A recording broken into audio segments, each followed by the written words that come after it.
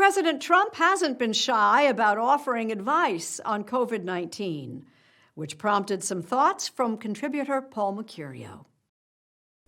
As we all know, President Trump has tested positive for COVID-19. And this past week, in what can only be described as a film directed by Fellini, produced by Orson Welles, and written by Flaubert, President Trump took to Twitter and the airwaves to bizarrely promote the deadly virus. In a tweet, he wrote, quote, "Don't be afraid of COVID.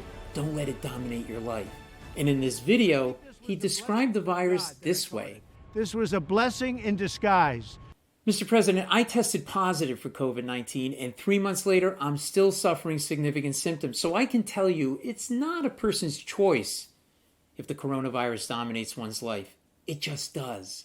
And furthermore, there's nothing disguised about it. Yeah, it's pretty much in your face 24/7.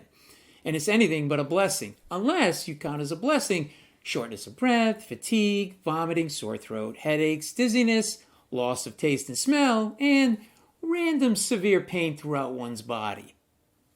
Now, I've heard public service announcements to eradicate deadly diseases like cancer or heart disease, but this is a first. I never, ever heard a PSA that touts a deadly disease, which has killed, by the way, more Americans than those who died in battle in World War I, the Vietnam War, the Korean conflict, U.S. operations in Iraq, the war in Afghanistan, the Persian Gulf War, and 9/11 combined.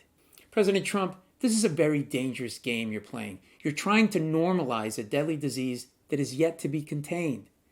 You know there's a saying, do as I say, not as I do. In this case, of President Trump, only part of that phrase is accurate. Certainly don't do as he says, and under any circumstances, don't do as he does, do the opposite.